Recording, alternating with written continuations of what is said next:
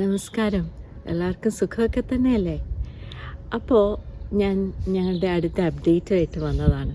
അപ്പോൾ നമ്മൾ ആദ്യമേ ഈ മൂവിൻ്റെ കാര്യമെല്ലാം തീരുമാനിച്ചപ്പോൾ വീടായിരുന്നു നമ്മളുടെ ഏറ്റവും വലിയ ക്വസ്റ്റ്യൻ. വീടായിരുന്നു ക്വസ്റ്റ്യനും ആൻസറും. കാരണം വീടിൻ്റെ വാടകയാണല്ലോ നമ്മുടെ മെയിൻ ഇൻകം. അപ്പോൾ വീട് നമ്മൾ സോർട്ട് ഔട്ട് ചെയ്തു. പിന്നെ രണ്ടാമത്തെ ഒരു വലിയ ക്വസ്റ്റ്യൻ ആയിരുന്നു ഇത്, നമ്മുടെ കാർ എന്ത് ചെയ്യും. അപ്പോൾ നമ്മൾ ആദ്യം 2-3 ഓപ്ഷൻസൊക്കെ കൺസിഡർ ചെയ്തു. പക്ഷേ അതൊന്നും അത്ര അങ്ങോട്ട് നമുക്കൊരു തൃപ്തി വന്നില്ല. അപ്പോൾ അങ്ങനെ ഇരുന്നപ്പോഴാണ് ഞങ്ങളുടെ ഒരു ഫ്രണ്ടിന് ഒരു കാറിൻ്റെ ആവശ്യമുണ്ട് എന്ന് നമുക്ക് മനസ്സിലായത്. അപ്പോൾ ഞങ്ങൾ ഇവനെ ഒരു ഫ്രണ്ടിന് 2 വർഷത്തേക്ക് ബോറോ ചെയ്യാൻ കൊടുക്കാൻ തീരുമാനിച്ചു. അപ്പോൾ ഈ വണ്ടി വിൽക്കാൻ ഞങ്ങൾക്ക് അങ്ങോട്ടൊരു ഇൻട്രസ്റ്റ് ഇല്ല. കാരണം വോൾവോ ഇസ് ഫോർ ലൈഫ് എന്നുള്ളതാണ് എൻ്റെ ഹസ്ബൻഡിൻ്റെ ആറ്റിറ്റ്യൂഡ്. പിന്നെ ഇതൊരു നല്ല കാറാണ്. 8 വർഷമായി ഞങ്ങളിത് മേടിച്ചിട്ട്. അപ്പോൾ നമ്മൾക്ക് വളരെ തൃപ്തിയുള്ള ഒരു കാറായതുകൊണ്ട് തന്നെ അതിനെ വിറ്റ് വേറെ ഒരെണ്ണം മേടിക്കാൻ അങ്ങനെ തോന്നിയില്ല. അപ്പോഴാണ് ഇങ്ങനെ ഒരു ഓപ്ഷൻ വന്നത്. അതുകൊണ്ട് ഞങ്ങളിവിടെ 2 വർഷത്തേക്ക് അവർക്ക് കൊടുക്കാൻ തീരുമാനിച്ചു. അപ്പം നമ്മൾ ആദ്യം ഈ കാർ എന്ത് ചെയ്യും എന്നൊക്കെ വിചാരിച്ചുകൊണ്ടിരുന്നപ്പോൾ ഞങ്ങളുടെ ഈ സ്ട്രീറ്റിലുള്ള ഒരു ഫ്രണ്ട് പറഞ്ഞു അവരുടെ ഡ്രൈവേയിൽ ഇട്ടേക്കാം, ഇടയ്ക്കൊക്കെ സ്റ്റാർട്ട് ചെയ്യാം എന്നൊക്കെ പറഞ്ഞു. അപ്പോൾ നമ്മൾ വിചാരിച്ചു ഓക്കെ നമുക്ക് അങ്ങനെ ചെയ്യാം എന്ന് കരുതി. ബിക്കോസ് വേറെ ഓപ്ഷൻസ് ഒന്നും നമുക്ക് അറിയത്തില്ലായിരുന്നു.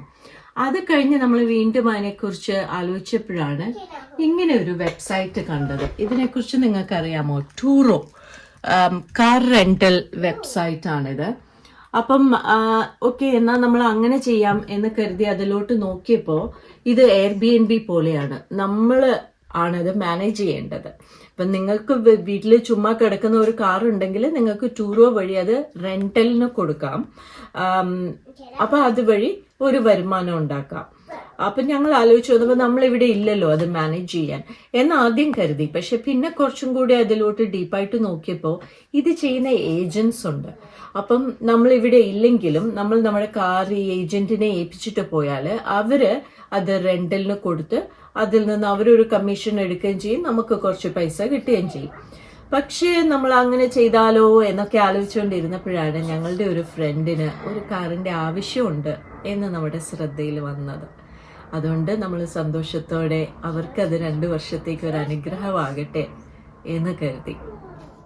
അപ്പോൾ നമ്മൾ ഈ കാറ് ഫ്രണ്ടിന് കൊടുക്കാൻ തീരുമാനിച്ചപ്പോൾ അതിൻ്റെ ലീഗാലിറ്റീസ് ഒക്കെ നോക്കണമല്ലോ. അപ്പം നമുക്ക് അങ്ങനെ വേറൊരാൾക്ക് നമ്മുടെ കാർ ഉപയോഗിക്കാൻ കൊടുക്കണമെങ്കിൽ ഈ V5C ലോഗ്ബുക്ക് എന്ന് പറഞ്ഞിട്ടൊരു സംഭവം ഉണ്ടല്ലോ, DVLAയുടെ, അതിൽ ഈ കാറിൻ്റെ കീപ്പർ ഇന്ന ആളാണ് എന്ന് നമ്മൾ ആഡ് ചെയ്യണം. പിന്നെ രണ്ടാമത് ഇൻഷുറൻസ്, ഈ വ്യക്തിക്ക് ഈ കാറിൻ്റെ ഇൻഷുറൻസ് ഈ വ്യക്തിയുടെ പേരിൽ അതെല്ലാം നമ്മൾ ഇൻഷുറൻസ് കവർ ചെയ്യണം. പിന്നെ MOT ആൻഡ് ടാക്സ് ഒന്നുകിൽ നമ്മൾക്ക് തന്നെ ചെയ്യാം. As the owner of the car നമ്മൾ തന്നെ നമ്മൾക്കാണ് അതിൻ്റെ മെയിൻ റെസ്പോൺസിബിലിറ്റി. പക്ഷെ വേണമെങ്കിൽ നമുക്ക് ഈ റെസ്പോൺസിബിലിറ്റി ഈ കീപ്പർക്ക് ഒരു എഗ്രിമെന്റ് വഴി നിങ്ങൾ ഇതിൻ്റെ MOTയും ടാക്സും ഒക്കെ നോക്കിക്കോണം എന്ന് പറഞ്ഞിട്ട് നമ്മൾക്ക് വേണമെങ്കിൽ അത് നമ്മളുടെ എഗ്രിമെന്റിൽ വെക്കാം. പക്ഷേ the most important thing is കാര്യം നമ്മളുടെ ഫ്രണ്ട് ആണെങ്കിൽ പോലും എല്ലാം ഒരു പ്രോപ്പർ ട്രാൻസാക്ഷൻ വേണമല്ലോ. അതുകൊണ്ട് തന്നെ ഒരു എഗ്രിമെൻ്റ് എഴുതി 2 കൂട്ടരും സൈൻ ചെയ്യേണ്ടത് ആവശ്യമാണ്. അപ്പം ഞങ്ങളൊരു എഗ്രിമെൻ്റ് ഉണ്ടാക്കി. എഗ്രിമെൻറ്റിൻ്റെ ക്ലോസ് ഒക്കെ ഞങ്ങളുടെയും അവരുടെയും സൗകര്യത്തിനാണ്. അങ്ങനെ ഒരു റിട്ടേൺ എഗ്രിമെൻ്റ് ഒന്നുമില്ല. പക്ഷേ അങ്ങനെ ഒരു എഗ്രിമെൻ്റ് ഉണ്ടാക്കി ഞങ്ങളും അത് സൈൻ ചെയ്തു, അവരും അത് സൈൻ ചെയ്തു. അപ്പം നമുക്ക് കുറച്ചും കൂടെ ഒന്നാമത് ക്ലാരിറ്റി ഉണ്ടാകും. നമ്മളുടെ എക്സ്പെക്റ്റേഷൻ എന്താണ്, അവരുടെ എക്സ്പെക്റ്റേഷൻ എന്താണ് എന്ന കാര്യത്തിൽ നമുക്കൊരു ക്ലാരിറ്റി ഉണ്ടാകാൻ വേണ്ടി. അപ്പോൾ അതാണ് ഞങ്ങൾ ഇതുവരെ ചെയ്തേക്കുന്ന 4 സ്റ്റെപ്സ്. ഇനി ഇതല്ലാതെ വേറെ എന്തെങ്കിലും ഞങ്ങൾ അറിഞ്ഞിരിക്കേണ്ട കാര്യങ്ങളുണ്ട് എന്ന് നിങ്ങൾക്ക് ആർക്കെങ്കിലും അറിയാമെങ്കിൽ ഒരു കമൻറ്റ് ഇട്ട് ഹെൽപ്പ് ചെയ്യണേ. അപ്പോൾ അങ്ങനെ നമ്മളുടെ UK ടു കേരള മൂവിൽ ഒരു ബോക്സും കൂടെ നമ്മൾ ടിക്ക് ആയി.